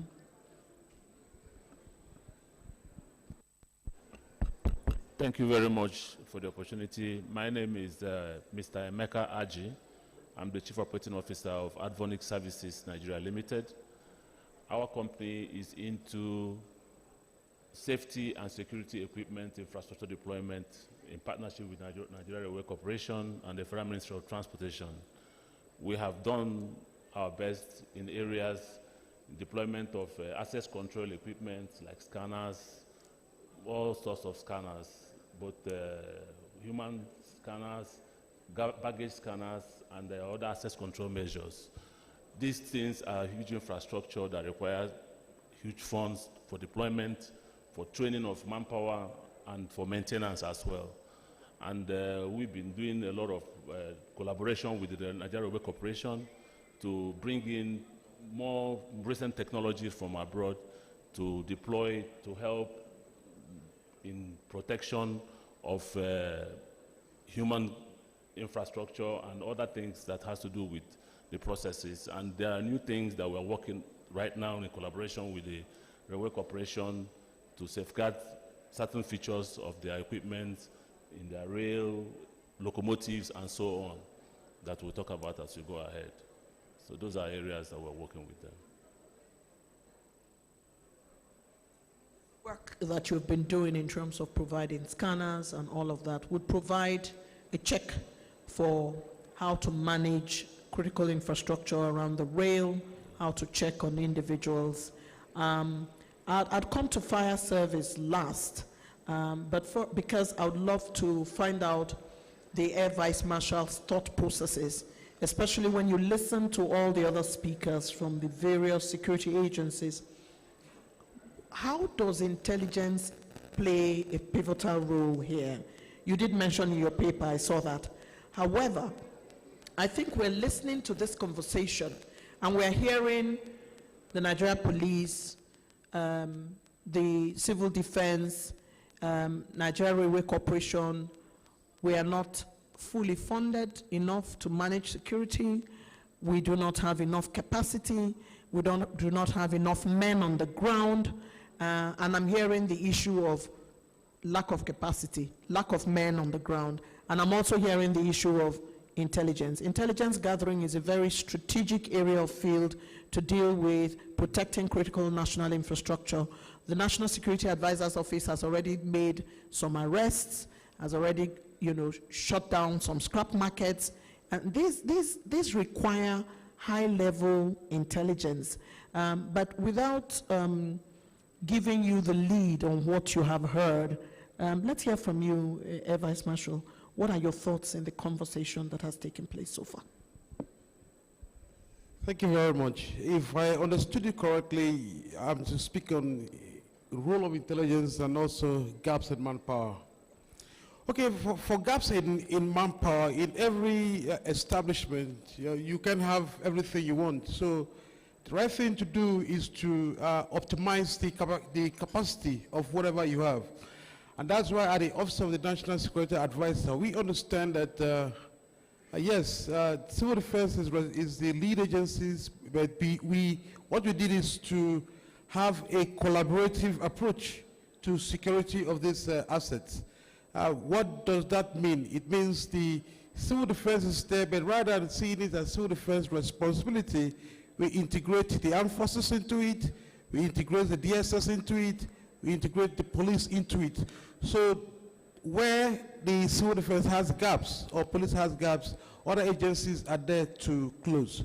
Yes, this structure or this concept was recently established just last month, so we are yet to assess the effectiveness. But as far as the Office of National Security Advisor is concerned, those gaps in terms of capacity, manpower capacity, should not be an excuse for lack of performance. The second one is on the role of intelligence. Yes, the same concept. We are going to come up with strategic communication sponsored by the Office of the National Security Advisor, where we educate people about, it's a new concept. People don't understand what is meant by critical national assets and infrastructure. They don't understand, they see them, we have instances where in front of people, transformers are lifted, some of these rail lines are carried, they don't see it as they're concerned, oh, that's a government problem. So they don't take ownership of this asset, whereas this asset actually belongs to the public. So that's where strategic communication actually comes into play. But for intelligence, we've also stepped up the intel capacity with the same state level critical national asset and infrastructure, state architecture. Just last, some time back, it's Intel-led operation that a major a factory that is involved in all these rules, all these things that are stolen, they compress them, refine them, and ship them out, reproduce them, and bring them down. So we found that if we raid the vandals who are picking these things, or we raid the panteca that are selling these things, we still have them. So what we are targeting now is the market, the end users, because we believe that once we eliminate the end users, the pantecas will not have market, the vandals too will not have market. So these operations are Intel-led, and then we expect optimal cooperation from the Nigerian Railway Corporation. If you have information on any of these industries or factories that are involved in receiving these vandalized items and transforming them or refining them, kindly notify us and be rest assured that something will be done about it. Thank you. Thank you very much. Thank you very much indeed. The Office of the National Security Advisor is gathering a consortium of security operatives and security agencies to come together because nobody has just the ability to manage critical national infrastructure by themselves, except there's a collaboration. I'm coming to you now, the fire service. Talk to us about your perspective in terms of how are you involved with the Nigeria Railway Corporation and with managing critical infrastructure from your vantage point of view as the fire service. Thank you. Good evening. CSF Sarki Abdurrahman is the name. I'm the head of Plans Examination Division of the Federal Fire Service. What my office does is to review construction documents. Now, coming to the question, we have to go back memory lane a bit. From the 7th day, man started creating the built environment. And when you create a built environment, it is not left unregulated. Now, when it comes to fire, it's something that can come from nature, it's something that can come from man, it could be accidental, it could be arson. But ultimately, as a firefighter and as a construction document reviewer, when you are talking of fire and life safety, this is a good picture of representation of Nigerian perspective. The topic is security and safety. Unfortunately, the whole attention is focused on security. Now, when you are discussing security, it's easy because you know you are dealing with human. But when you are talking of safety, fire and life safety from all the perspectives involved, you are dealing with man, you are dealing with nature, and you are dealing with mistakes, you are dealing with hazards. So from the fireman's perspective, anytime you bring any new technology into the built environment, it could be a new train, it could be a train station, it could be a freight station, whatever you are bringing, we are looking at it from the perspective of, is this a hazardous material? Can it burn? And when you look at trains, they involve you carrying things that may be hazardous material. That could be released, it could be nuclear, it could be biological, it could be chemical, it could be human being. Now, if all hands are not on deck, what happens is we'll be left with accidents.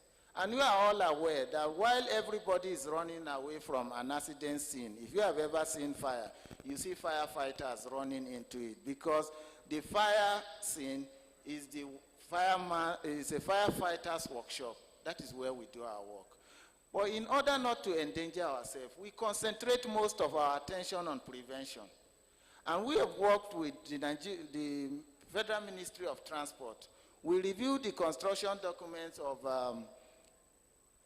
Abuja-Kaduna Rail Project, the Lagos-Ibadan Rail Project, and we are currently working with Motor Engine, which is the company working on Kanu-Maradi project.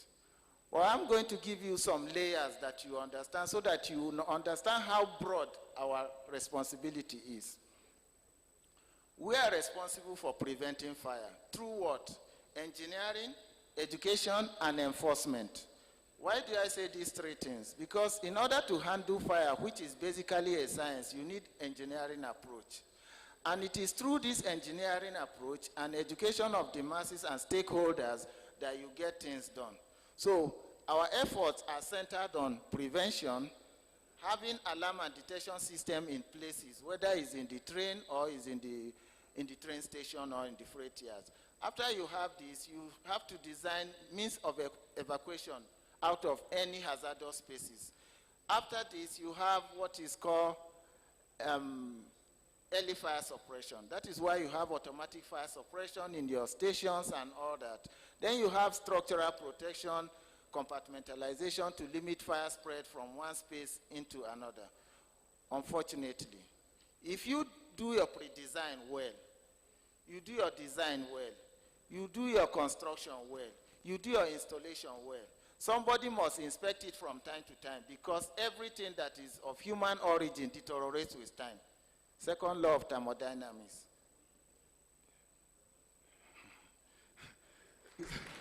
So I think ultimately, if we understand this broad area and we put all our effort into ensuring safety, it means it's a multi-stakeholder kind of thing, The government will provide funding, educational institutions will do their part, Nigeria Railway Corporation will do their part, and ultimately, with this, if everybody is doing his part, we'll have a safe environment. Because whenever you talk of protection, you should not look at it from safety perspective, security perspective alone. You should look at it from safety and security. I thank you so very much indeed. When I said earlier in the day that Nigeria is full of very multi-talented people, you had not met these panelists. Every single person is holding their side on the matter. You can hear their brains and they know their onions. They're on top of their game. I'd like to talk about all of society approach, which is the new method of taking care of security across board. It's not just for the security agencies, it's for citizens to say something when they see something. You don't leave it to them because, as you can hear, even manpower is not enough, and our job is to also assist them to get the job done. When we go around the United States, we hear, thank you for your service to men in the security agencies because they protect us. Can you imagine if we didn't have the layer that we have? Because we tend to complain quite a bit. Can you imagine if we didn't have the Office of the National Security Advisor, fire service people, the organizations that are helping us, the Nigeria Railway Corporation doing their bit, civil defense, and of course, the police? If we didn't have what we have, it would be bedlam. So we thank you for your service. But before we carry on, we have 1 minute each to do your wrap-up because we have one more panel to go. And that 1 minute will be about, can the citizens help? What else are you doing? And I'd like to start with the Nigeria Police Force. I like to admire them very much because I married their son. So the policemen are my in-laws. I take them very seriously. All right, it's over to you now. You're welcome. Yes. So you have 1 minute, so let's wrap it. Yes, the citizen can help the police in solving most of these crime situations in the country by way of volunteering informations. Because there's this saying that if you see something, you say something. And by so doing, it will help us to unravel some of these problems we have today, because the police cannot be everywhere. Thank you. Thank you very much. Civil Defense. Thank you very much. We are the people's police. We live among you. We stay with you. We dine and buy in the same market with you. Please, any information you have, give it to us. We have committee, we live with committee, and we live within the community. We are your own. Feel free to pass any information to us. Thank you. Thank you very much. When we go to the Nigeria Railway Corporation, I'd like to give you a scenario of somebody who actually boarded the train with somebody else's ticket. How are you managing that? That should be your closing line.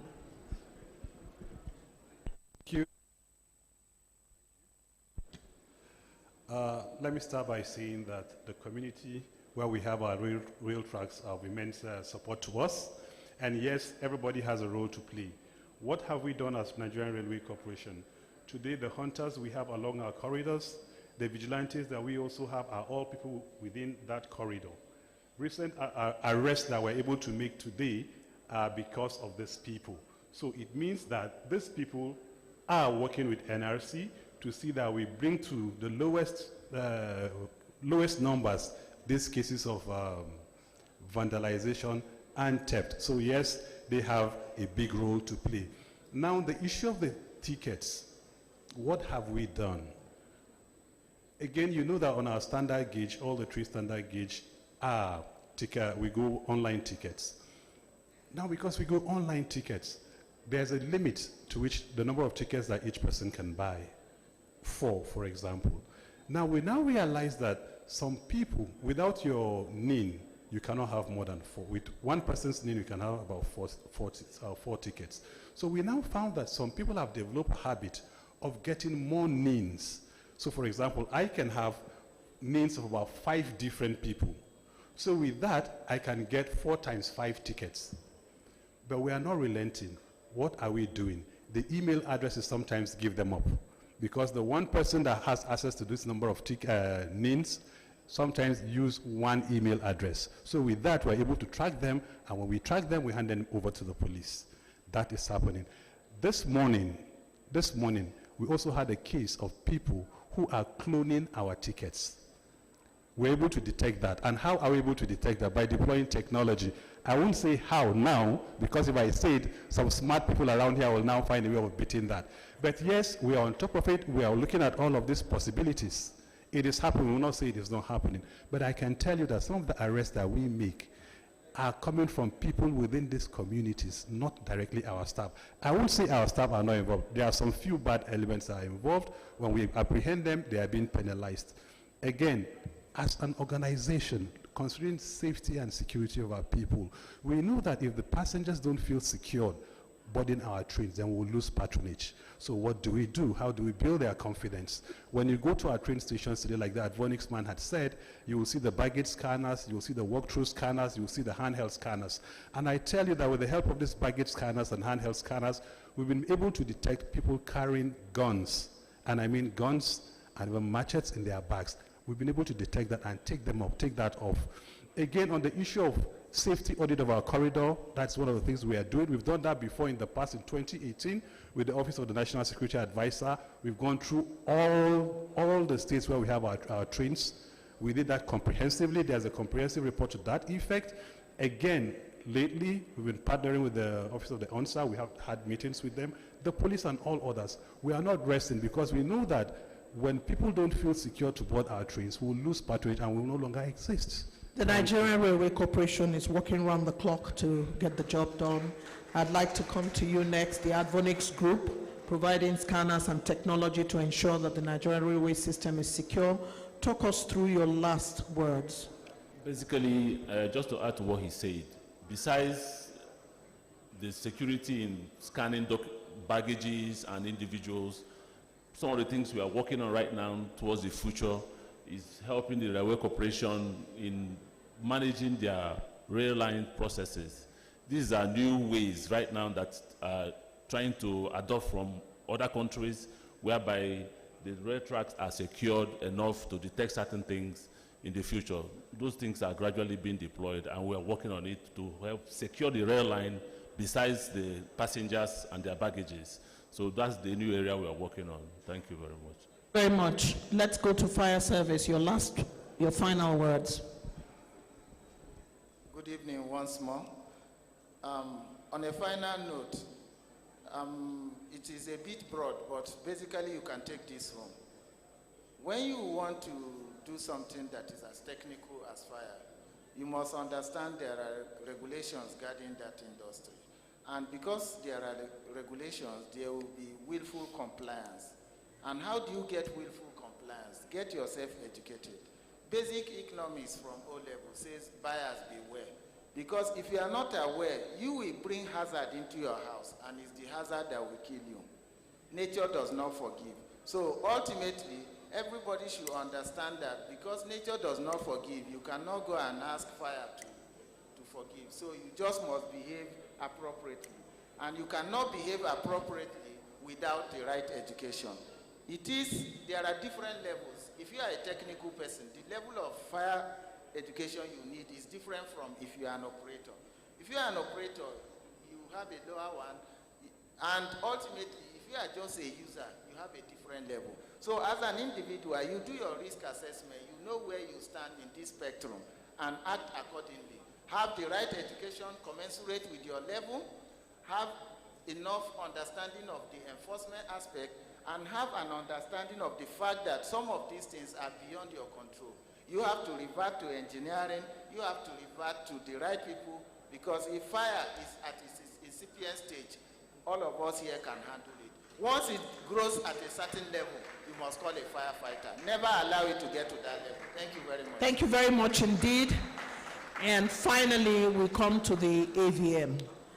How are his last words going to be? We've talked about intelligence, we've talked about capacity gap. Does energy play a role? If the rail corridors are dark, what does that portend? If there are places where there is not enough light, what does your military background tell us, and what does the Office of the National Security have to say has final words in addressing these matters. Okay, thank you very much. Okay, just 2 words, one for the citizens and then one for Nigerian Railway Corporation. For the citizens, I would encourage you to take ownership of this asset, the critical national asset of which the rail system is one of. It's for you, it's for the citizens. So do not see it as government responsibility or NRC responsibility. You have a role to play in terms of collaborating and ensuring safety. Where something appears unusual, it's good to speak up. For the Nigerian Railway Corporation on safety and security, I just want to ask that is to set an objective. For instance, okay, I want to achieve 1 year of non-incident record. Because once you set objective, you are forced to think. You are forced to review your options. But where those objectives are not set, then you take things as they come. Because when it's okay, well, for 1 year, we don't have any incidents or any infractions on the line, then when those things occur, you are bothered. So I want us to do to think outside the box, to go beyond what those routine things that we are doing now, and see how we can assure a safety and security of our citizens that ply these rail lines. Thank you. Thank you very much, AVM, and that brings us to the end of this conversation on security and managing the challenges around our rail sector in Nigeria. You have heard from some of the finest minds in Nigeria in the security sector, and I think it is time for us to give them a locomotive clap before they take a photograph. So let's go. 1 clap, 2 claps, 3 claps, 4 claps. Locomotive clap. 1 clap, 2 claps, 3 claps. Locomotive clap. You heard it here first at the 2nd International Railway Conference and Expo 2025 from the police. We've heard from the Nigeria Police Force. We've heard from Civil Defense. We've heard from Nigeria Railway Corporation.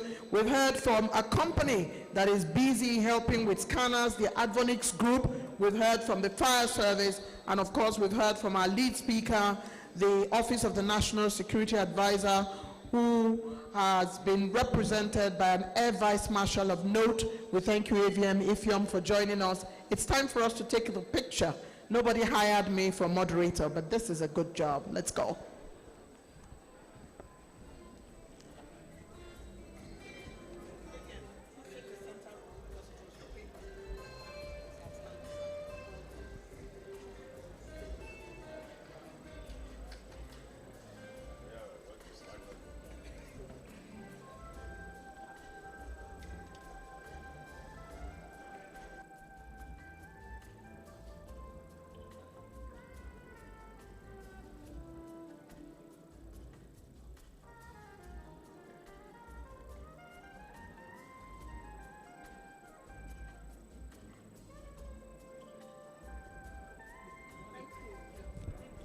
Thank you to the panel. Well done. Let's clap for them as they leave the stage, please. Thank you very much. Can we be on our feet, please? That pounded yam is kicking in. We have the final panel now, and then we'll be done for the closing ceremony. Let's be on our feet for a few minutes, please. Let's take a stretching exercise that will get us to rejig and be ready for this final panel that will take the rear. So our hands are going up. Please stand away from your neighbor. Up. Up. Side. Side. Down. Up. Up. Down. Side. Up. Up, side, down, down, up, side, up, down. Please be seated.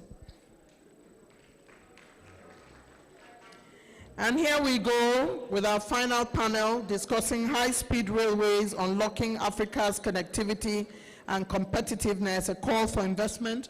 Remember Mr. Lawrence Freeman's intervention, which was absolutely brilliant. I'd like to bring on stage the moderator, De-Sadel Nigeria Limited. Mr. Freeman's paper was an excellent paper, and now we're going to discuss it for a few minutes.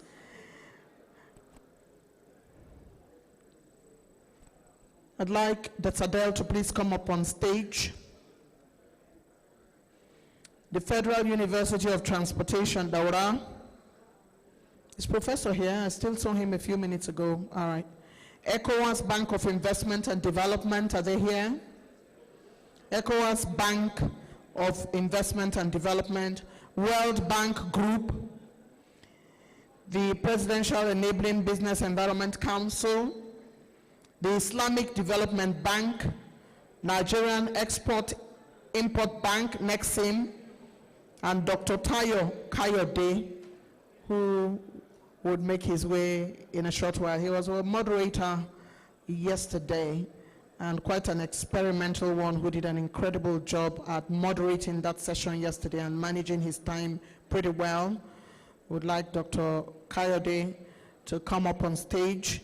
Nigerian Export-Import Bank, Islamic Development Bank, Presidential Enabling Business Environment Council, World Bank Group, ECOWAS Bank of Investment and Development, Federal University of Transportation, and then De-Sadel is our moderator. If there are those who were in the room whom I've mentioned and you know them, please encourage them, if they are standing outside, that the panel is about to start. We've got 20 minutes to wrap this panel up. We'll give a bonus 5 if you are not done in 20 minutes. But this is how it is going to be, because it is critical for us to get a sense. Announcing the arrival of the Honorable Minister of Transportation, our chief host.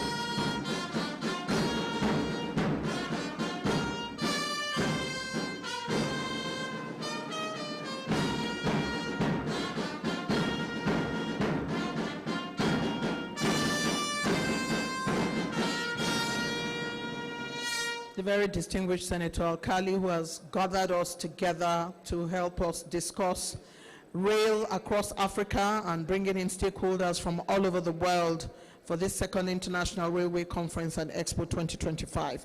It's time to hand the microphone over to De-Sadel Nigeria Limited in the final session for panels, and their discussion is high-speed railways unlocking Africa's connectivity and competitiveness, a call for investment, in a paper delivered by Mr. Lawrence Freeman, who was the lead paper presenter, and now the panel will discuss this topic. Over now to De-Sadel. 20 minutes. Thank you very much.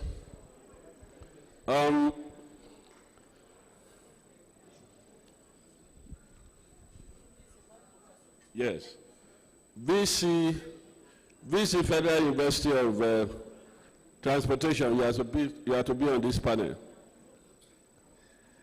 Honorable Minister, sir, you are welcome. CEO, you are welcome. We listened to Lawrence Freeman, who delivered that brilliant speech. Well, the first thing I got is that he is a physical economist, which is quite interesting. And he gave an interesting definition of infrastructure, which I find quite useful, that it is the physical intervention in nature, which I think this is wonderful. And he said two key things define infrastructure: the technology of that infrastructure and the density of that infrastructure. And these two things are key to growth in development. Now, he talked about the high-speed rail, and he said it is a game changer. He cited the example of China, which I'm familiar with, And I want to say here that China today, which happened to be one of the late starters in high-speed rail, today has about 38,000 kilometers of high-speed rail, and they are planning that by 2035, they will increase it to 70,000, which is very wonderful.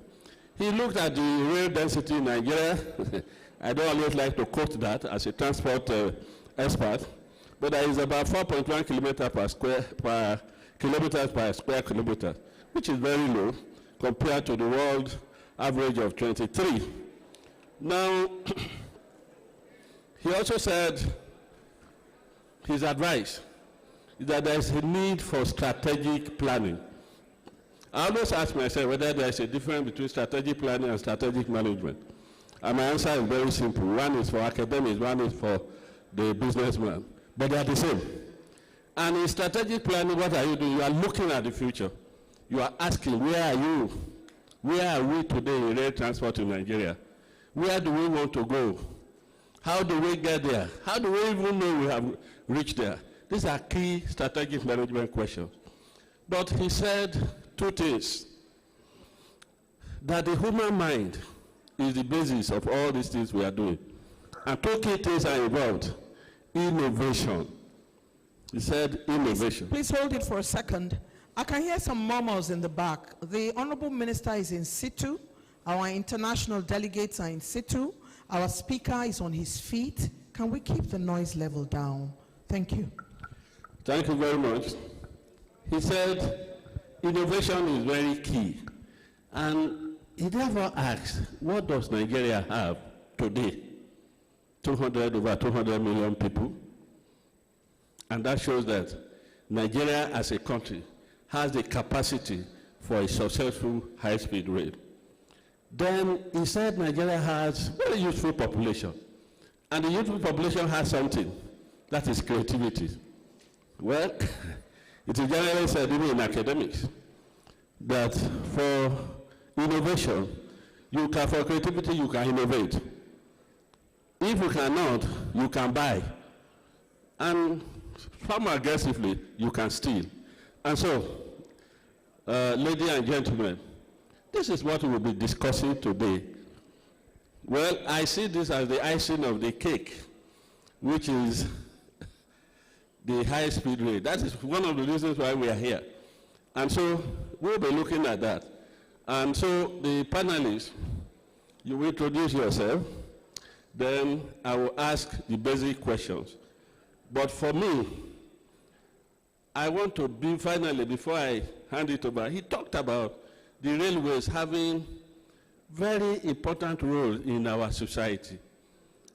Those of you who were here yesterday, I did talk about the role the Nigerian railway played. And across the world, the economy of the world over the years has been, in fact, based on rail development. I will expatiate on that later. So let me give the panelists the opportunity to introduce themselves, then we can set the ball rolling. Thank you very much. Oh, you can use this. Thank you very much, Chairman.